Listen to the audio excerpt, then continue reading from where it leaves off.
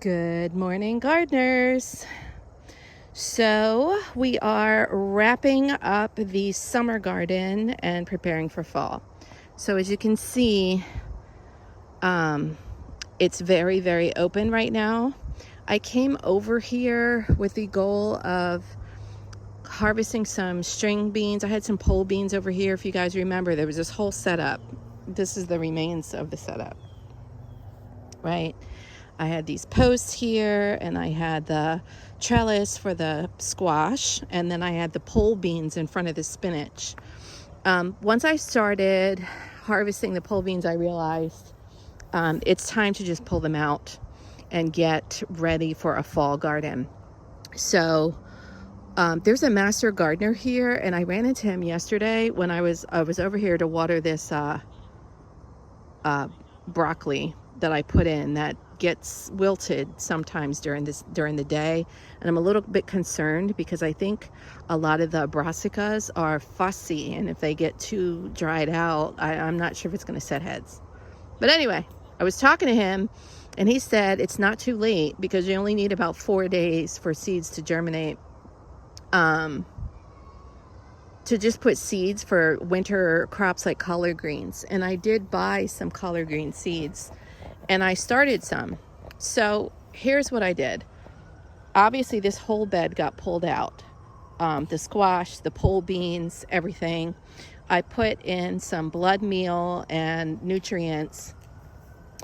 And then here I had put some strawberries in the front here. And I fertilized for them, and then the plants died shortly thereafter. So I'm just going to leave this blank. I might cover that in a cover crop later. But I had started some kale and collards from seed. I was babying them at home, and you can see I just got them in the ground. They're a little bit leggy, and we're just going to see if they survive. This was the area where the tomatillos were. I pulled them out probably 2 weeks ago. And I, again, put nutrients back in, dug it into the soil. And so this is collard greens. And in this small little area between the nasturtiums is kale. And we'll see how they do. I bought these, it's purple broccoli from Starts. So we'll see how they do. Back here, this was behind the pole beans. And I'm a little concerned, actually, about this spinach right here. It might get too hot and too sunny because spinach does not love heat. So we'll see how it does. Some of the leaves you can see are burnt. This kale I bought from Starts. I lost one to, I think, a rabbit. There's a bunny that runs through here. And I think it just knocked it over and cut it down. So, and then in here, I'm going to mark off the sections with these poles. So I did some giant winter spinach here. And then I'm going to do more of the collard greens here.